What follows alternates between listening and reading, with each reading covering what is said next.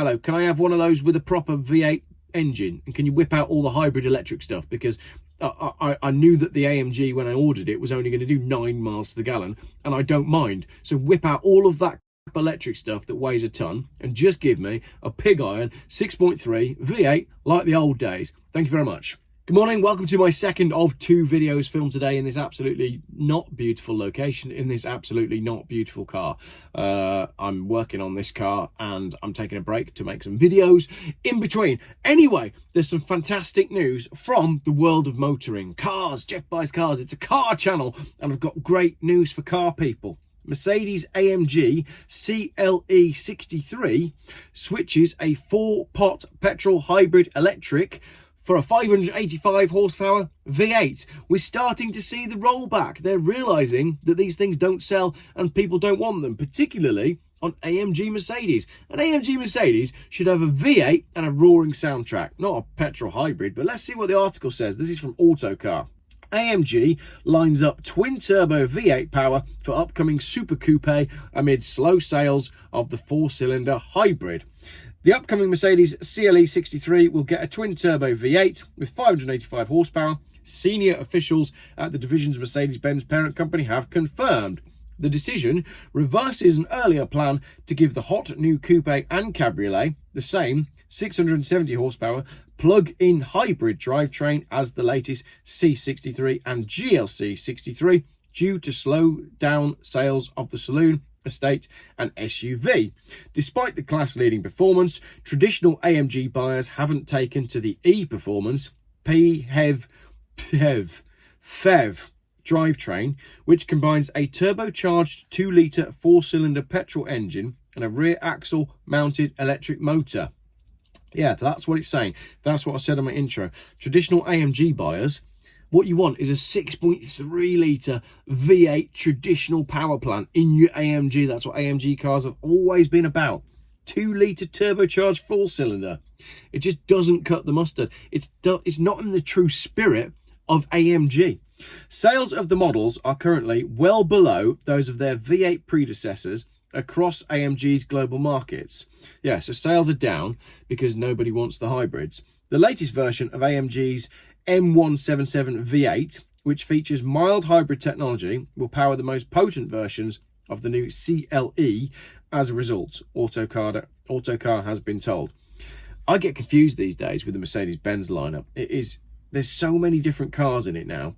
Which one's the CLE? That's a big C-Class coupe? No, it can't be, because that's the C. I don't know. But let's try and understand the Mercedes-Benz range here. I'll put that in there.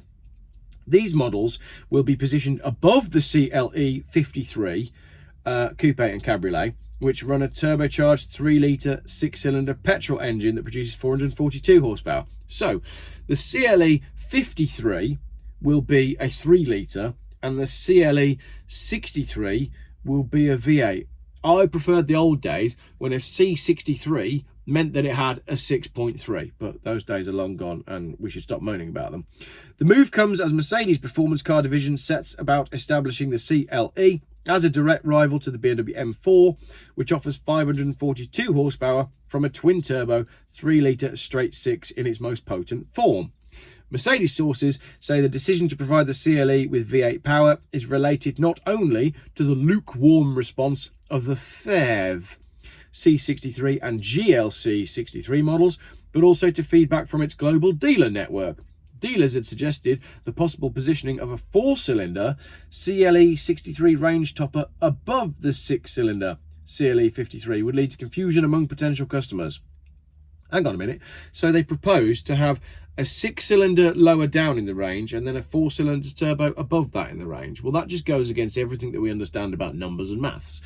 Markus Schaefer, head of Mercedes-Benz R&D operations, has indicated that the company is monitoring closely sales of the C63 and GLC 63 amid calls for them to return to V8 power.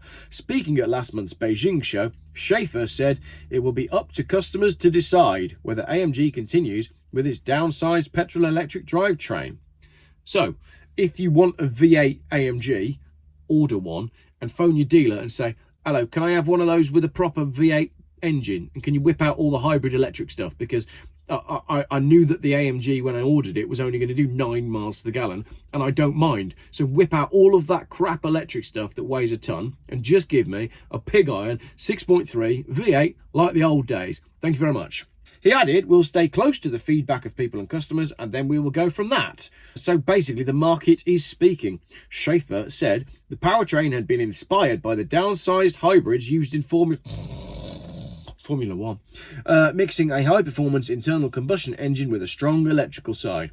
He said it delivered stunning performance, but even so, the firm is still continuing to launch V8-powered AMG models too, including the new SL, the GT, and the S63, so they'll all be V8. We decided for the C-Class to go with the 4-cylinder and strong electrical side, Schaefer said. We decided for the GT and S-Class to go with the 8-cylinder with the same electric side. We have to see what the customer ultimately decides.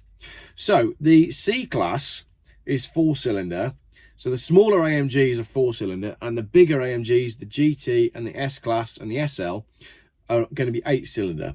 Schaefer admitted that in conversations ahead of the Beijing show, Chinese customers didn't understand the concept of the new C63's drivetrain. He added, we explained the concept, the rationale and where it came from, especially with the reference to Formula 1. And then they started to understand what the idea behind it all was. I can just see Mercedes trying to explain this to the Chinese, and all I can see is that clip from Father Ted when he's saying to Dougal, these are small, but the ones out there are far away. This engine is big. It has 6 cylinders, but this one has 4 cylinders and it's better. And someone's there like Manuel from Fawlty Towers going, okay. So there we go. AMG are moving back from 4-pot PHEVs to proper V8 engines. What is your favourite AMG Mercedes? I've had a couple of cheaper ones. Obviously, it's Geoff Buys Cars. I'm only going to have the cheap ones. I've had a couple of E55s, and they are phenomenal. And the reason they are phenomenal is because they were naturally aspirated V8 engines that sound fantastic, but that don't look ludicrous. I had a W210 shape E55 saloon and then an E55 estate.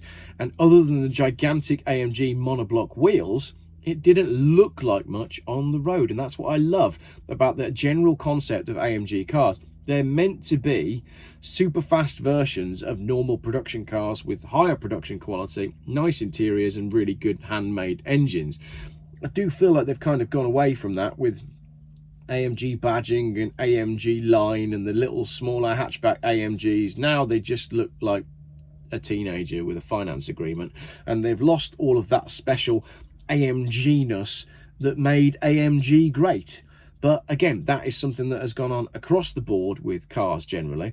The DNA of what we loved about the cars originally has been lost and doesn't translate into what is actually there in the showroom today.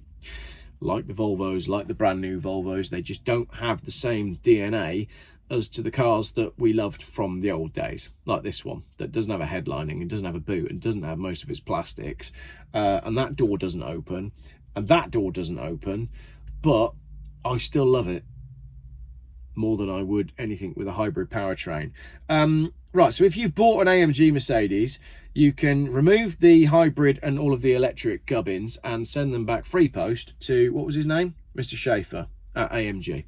And you'll just get piles and piles of hybrid motors piling up, and that will show that the customers have voted with their feet and they didn't want them.